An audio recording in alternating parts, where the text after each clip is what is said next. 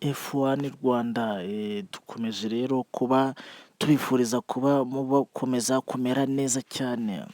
Hanyuma rero ubu ngubu tuje hano dufite amakuru avuga yuko Formula 1 kera kabaye ishobora kuba igiye kugaruka kuzajya zino modoka nazo zitwarirwa muri Afurika kabisa, ku buryo bazajya baca muri Afurika nk'uko bisanzwe bizwi nyine.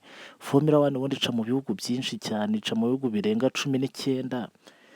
Ariko ibyo bihugu byose usanga ari ibyo muri Aziya, muri Amerika, i Burayi ndetse bakanarenga bakajya no ku mugabane wa Oceania, ariko muri Afurika ho bamaze imyaka 30 batahagera, kuko Grand Prix iheruka yari iyo muri South Africa yo muri 93. Nyuma yaho Afurika yahise itabwa huzo. Ubu ngubu ni ibihugu byo muri Europe n'ahandi bigenda bihostinga iri rushanwa, twebwe badutaye yahuzu. Mbere rero yo kubabwira iyi nkuru nziza, reka ze mbanze mbereke ibihugu bigera muri 19 byose bihostinga Formula 1 nko muri iyi sezo. Uraza gusanga nta na kimwe cyo muri Afurika kirimo. Hanyuma rero ubwo ngubwo reka duhere hehera, duhere nko muri Aziya. Harimo iyo muri Saudi Arabia muri Aziya, ndetse na Qatar, bakagira Bahrain muri Aziya, bakagira Arab Emirates yo muri Aziya, bakagira ndetse n'Abayapani muri Aziya. I Burayi haba hari Azerbaijan, hari Spain,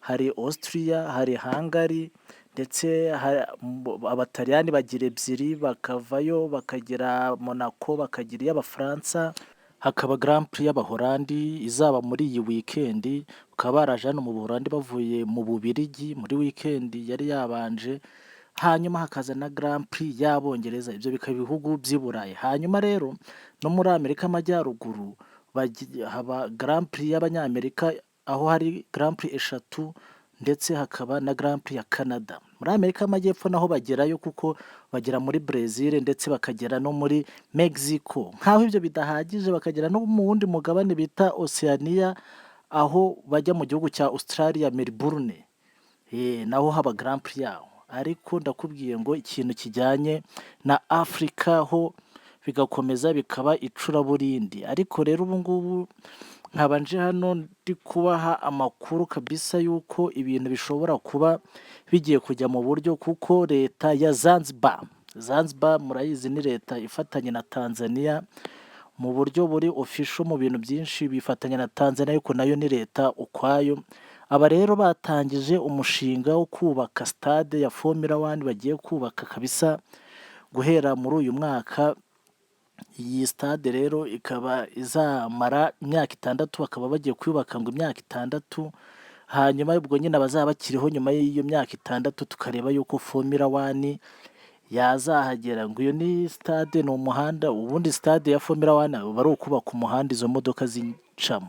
Bikaba biteganyijwe yuko ugomba gutwara miliyoni 500 zikoreshwa i Burayi z'amayero. Ariko hagati aho ngaho, nubwo Zanzibar ibirimo gutyo, ariko hakaba hari na proposal iri muri Formula 1 ya South Africa ndetse na Nigeria, bivuga yuko kabisa nabyo bikeneye yuko hagira aka Grand Prix kaza hano muri Afurika, cyane cyane ko n'abashoferi benshi bagiye babisaba yuko haba hari aka Grand Prix batereka muri Afurika, naho bakazajya bahagera, kuko ubwo nyine nibwo bibaye World Championship. Ntabwo yaba World Championship hari umugabane byibuze umwe batageramo.